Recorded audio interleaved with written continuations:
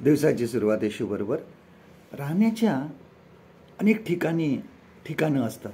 आपण हॉटेलची रूम घेऊन राहतो, कामानिमित्त आपण बाहेर जातो, कुठेतरी एखादे भाड्याने दुसरं काहीतरी बंगला घेऊन राहतो. आणि परंतु तरी स्वतःचे घर आणि हे दुसरं राहण्याचं ठिकाण ह्यामध्ये खूप फरक आहे.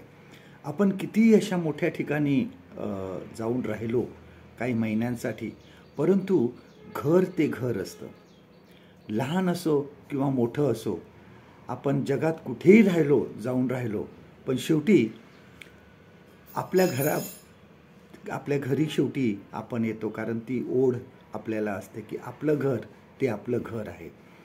आपण बघतो की अनेक लोक गावातून शहरामध्ये नोकरीसाठी येतात, परंतु प्रत्येक सणाला किंवा प्रत्येक सुट्टीला ते आपल्या गावामध्येच जातात, आपल्या गावी जाऊन राहतात, त्या ठिकाणी वेळ घालवतात, कारण त्यांना एक प्रकारचा त्यांच्या तो घराचा जिव्हाळा असतो. प्रभू येशू ख्रिस्ताने सुद्धा त्याच्या शेवटच्या दिवसामध्ये शिष्यांना सांगितलं त्याच्या मरणाबद्दल. योहान ह्याचा 14वा अध्याय बघा, जॉन चॅप्टर 14. ह्यामध्ये प्रभू येशू ख्रिस्त त्यांना सांगत आहे की तो परत येणार आहे आणि तो त्या सर्वांना घेऊन जाणार आहे.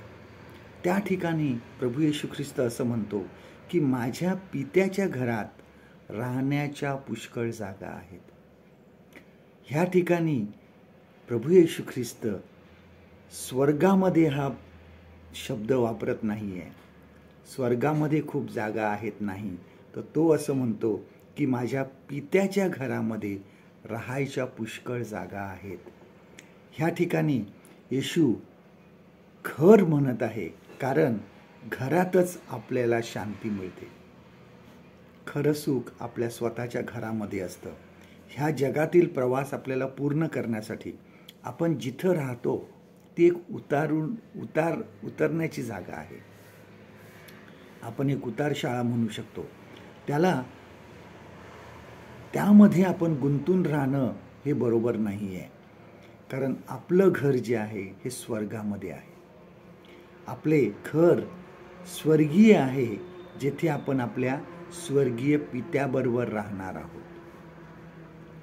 कारण प्रभू येशू ख्रिस्त सांगतो की जेथे मी असावे त्या ठिकाणी तुम्हीही असावे. याचं देवाचं वचन हे आहे. योहान कृषुवर्तमान ह्याचा 14वा अध्याय 2 वचन. Gospel of John chapter 14 and verse 2. माझ्या पित्याच्या घरात राहण्याच्या जागा पुष्कळ आहेत. परमेश्वर करो आजचा दिवस तुमचा आशीर्वादित करो.